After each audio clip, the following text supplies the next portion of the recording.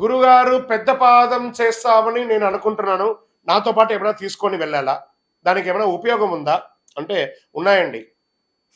కొంత చిరు స్నాక్స్ తీసుకెళ్ళండి, కొన్ని యాంటీబయాటిక్స్ తీసుకెళ్ళండి, ఒక ఫంగల్ ఇన్ఫెక్షన్స్ అంతా అండర్ ఆర్మ్స్లో ఇబ్బంది కలగకుండా ఉండడానికి కొన్ని క్రీమ్స్ ఉంటాయి, అవి తీసుకెళ్ళండి.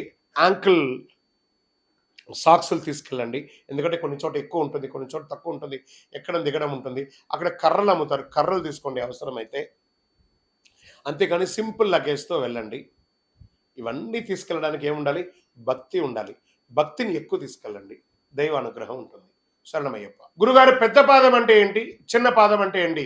ఎరుమేలి, ఎరుమై కొళ్ళి అనే ఒక ప్రదేశం నుంచి మొదలు పెడితే పేరూర్ తోడు, కాళైకట్టి ఆశ్రమం, అళుదా, అళుదా ఏట్రం, కరిమలై, పేరూర్ తోడు, తర్వాత ఇంజిపార కోట, కరీలాన్ తోడు, కరిమల ఏట్రం, కరిమల ఎరక్కం, పెరియాన వట్టం, చెరియాన వట్టం, పంబానది, ఇక్కడ వరకు పెద్ద పాదం. చిన్న పాదం మళ్ళీ అందరూ కామన్.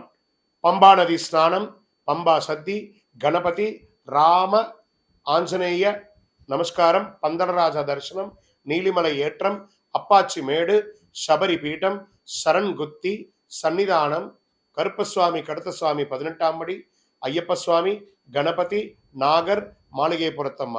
ఇది యాత్ర అంటే ఎరిమేలు నుంచి శబరిమల వరకు పెద్ద పాదం, చిన్న పాదం అంటే. శరణమయ్యప్ప.